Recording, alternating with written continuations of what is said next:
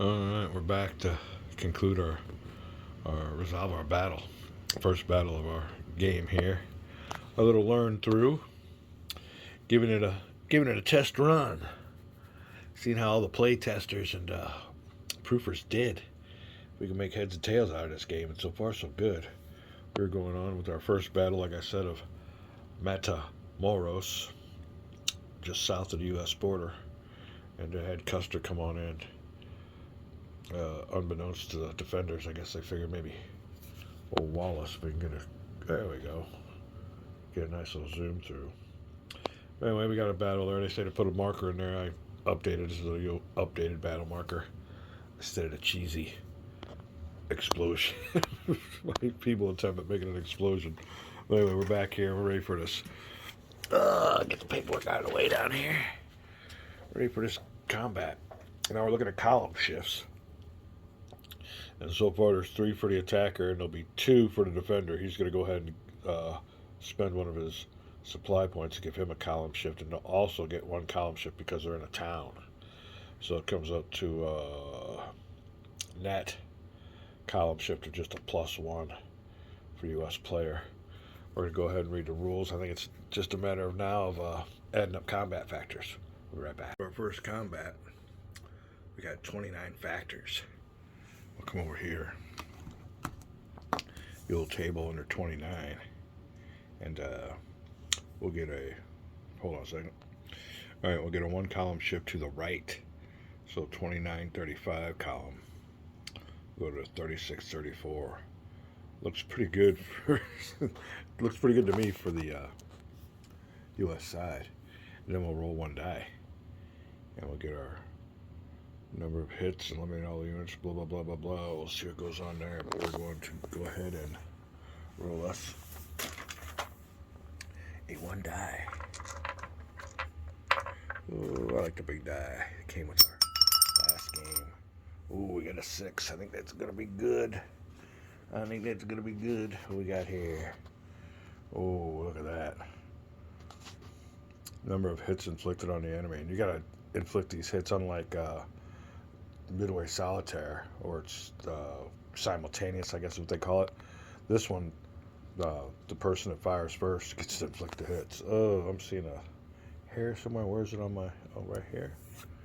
So, like I said, I'm looking through this screen. It's hard to see things sometimes through here. Let me pause this for a cough break. All right, then. Good die roll and a great result for Custer. And you might say, I don't know about 9 hits. Let's look and see if he's got that many steps. But all enemy units retreat a route. And this is strange because 0 column shift only shifted less than 1 or 2. Don't the defenders get to fire at all? Huh. I'm gonna have to look at the combat procedure and find out. But yeah, I mean that's a lot of hits. They'll totally wipe out the Imperials. So major victory for Custer here at Matamoros. The enemy will have a required retreat or a route.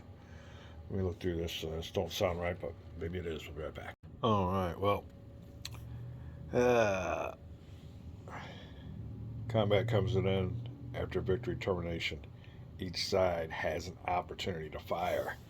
So, what I am going to do is we just fired with a 6 with the 29. It went over to 1 column shift. That's 9 hits plus a retreat. So we'll go ahead and we'll remember that just in case. You know me.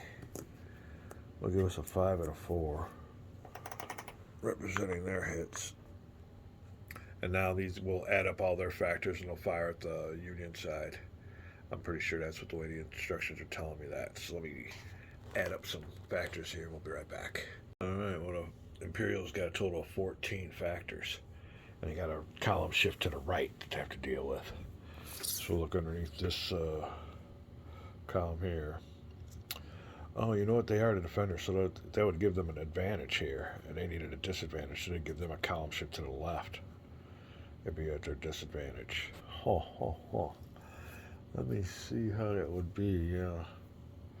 You don't want to give them a good column shift because they don't have none. It's in the U.S. favor.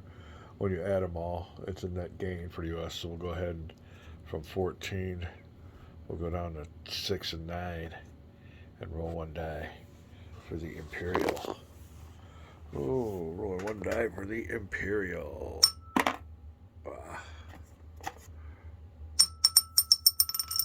With a 5, getting some good rolls here. 6-9 with a 5. 3 hits and no retreat requirements. So grab me a nice little die here, and it'll be 3 hits. All right, I think you could distribute the hits either way you want for each side. So Imperial will distribute his 9, and the U.S. will I'll distribute the 3 hits on the U.S. units. And also, the Imperials have a retreat result. So we're going to look at all that after we get done distributing the hits. But it's distributing hits time. I'll be right back. All right, well, 9 hits pretty much eliminates the French force. These are 1-step units here. I think they're all 1-stepped. Yep, 1 step for him. 2 steps for him, but there's 1, 2, 3, 4, and that's all the steps they got. They got supply. He expended his supply here. Put that up here. U.S. has expended 1 supply. Put that in there. U.S. spot. U.S. hits were distributed this way. Reduced 1 unit to engineers, reduced an infantry, and eliminated a cavalry brigade. Leave my force looking like this. There you go. But now, old Marquis has no units left, so we have to go look at what goes on with the. And plus, he's got to retreat. So we'll find out how we do the post-combat. Another thing about this combat is there's only 1 round. They both fired. That's it. So if you want to attack again, you got to spend a action point, march, and attack. We'll be right back. All right, we've got to make a major note here. In red, combat is not simultaneous, so I was right the first time. The player without battlefield advantage fires after implementing the results of fire of the side with the battlefield advantage, so we eliminated them, so that means the U.S. gets all his units back. Oh, ouch, that hurts. Battlefield advantage in this game is very important, so that means he's good. Like I said, he had to take all these hits, so as soon as these guys come rushing in, there was nobody left. And mostly it's a good result of a great die roll, so we'll take all these back, and that's the way you do that. All right, no losses by Custer. He's going to be elected president if you don't go out on a Little Bighorn with this victory. This is a hypothetical, of course. But, all right, we got a bunch of Imperial casualties. Wow, talk about a flank collapsing. And that's another thing. We had to flip these untried units over, and that's what their strength was. So, all right, major victory again. We got to find out what to do with old Marquis and his lone supply unit. We might be able to capture that. They got advances after combats, pursuits, and everything else. We got some rules to read. I'll be back. All right, well, here we go on this, and it gets even worse for the Imperials because they have to suffer 9 hits. They only suffered 1, 2, 3, 4, 5. These are combat units, so he is a 1-step unit. So old Marquis is eliminated. And he'll be an eliminated pile. So that was a victory. Got even sweeter for old Custer. All right, well, there you go. Eliminated units are set aside. Blah, blah, blah, blah, blah, blah, blah. We will continue on with, we got to find out what to do with that lone supply unit. Could be some booty. Be back. All right, well, we get to capture the supply unit. But unfortunately, we have to round down the number. So I guess if we had 3, we'd get 1 supply point. If it was 2, we'd get 1. 1, you get nothing, I guess, again. So we get screwed out of that one again. Oh, let me see down here. Let you look at it yourself. Oh, sorry about that. Let me get this out of zoom. At any time, a unit enters, blah, blah, blah, blah, hex containing an enemy supply unit. The supply unit is captured. Killer. But The capturing player reduces the number of supply points, which is 1 in this case, by 1/2. So I get half of a supply point and places a friendly supply unit with the. I guess it's figured that if you captured 4 of them, you get 2, and if you get 2, you get 1. If you get 1, you don't get any. So this thing here will be eliminated and put back into the Imperial, and we won't get anything for that. But we do have a bunch of eliminated units, and old Custer gets to go on up. Also, we got some pursuit rules we need to check out, and we'll get some action points for a major victory, I think. We'll be right back. All right, well, there's Custer with his prize. Nice little coastal port rather, and he can move 1 hex. He's got to move into the vacated hex. Now he does have a scout brigade or battalion down here. Oh, there you go. With a movement factor of 7. Anybody that any unit that has a movement factor of 7 can also move 1 hex. And in any direction. The first hex has to be the vacated hex, and he can move any way he wants. But I don't see no point in that. I don't want to give him out in the open. And if he is out in the open, then he has to use a action point to march. And if Custer, picked up and started heading down south, I don't think you can pick up units. You can drop them off, but I don't think you can pick them up, so that'd be a liability. I don't see no reason to have the scouting unit go forward, so he's going to stay there. We also now have to look at the major battle advantage. If the losing side began a combat with 6 or more units. He had 1, 2, 3, 4, 5, so I guess that don't count. Yeah. The winning side adds 1 action point to his track. The losing side deducts 1. Okay. No good there, just by 1 unit. We'll show you here. There you go. There's all the units that were lost. Don't see.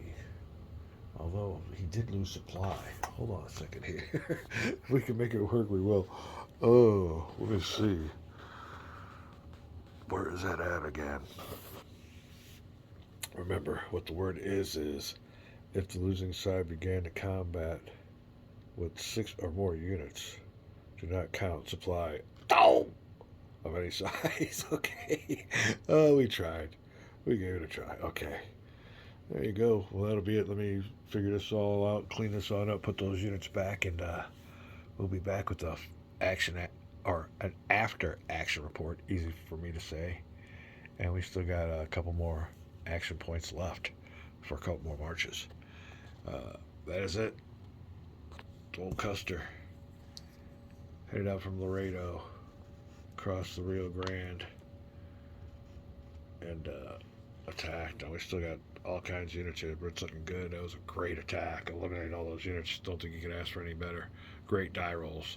Great way for the Allies to start the game. We'll be back. All right, we're done with our first battle. And old Custer has lone control of that nice port. Also, the old Marquis has been eliminated, and I think there's some kind of option rule we can bring him back. I don't know how he comes back from the dead, but he's eliminated and off the board. All right, we still have us some action points and some more turns here. We're going to go ahead and figure this one out. We got some stuff to do here tonight, so I might have to do this tomorrow, but I'm going to sit down here and look at this. Oh, and I'm going to sneak on over to my Midway solitaire table to finish out the night. But we are enjoying this game. Nice little, medium complexity, easy to medium complexity on these strategy and tactic games. But like I said, Joseph Miranda's added some. He always adds a nice little optional rules and everything, and that's really all a war game really needs to be. I mean, you can get into some more, whether these guys, got dysteria or yellow fever, die rolls, and whether the horses, got what do they call it? Oh shoot! I forgot what the. Hold on a second. I can't think of it, but anyway, whenever their horses got lame, And I think that's what some of these, like they're just talking about Pacific War by Mark Herman. I mean, you can get into the mechanics and mechanics and the mechanics and mechanics and the mechanics, you know. But as far as it goes, just just a good war game with some good optional rules. Hey, this is all it is to it. And like I said, their World at War games might be a little bit more intricate. I'll have to look at their prices. Maybe they are more expensive, but yeah, this is great. We love it. This so midway or solitaire suitability is really good. I'm always able to play a game good solitaire, and plus the hidden aspect of their units being untried. It's a nice little uh, throw in there. So we're gonna call this a video. We're gonna be back later to. Well, maybe we'll keep this on. I think this is kind of short. So when we come back, we'll have our two more action phases by the Allied player. See if we can make any more gains. We'll be back.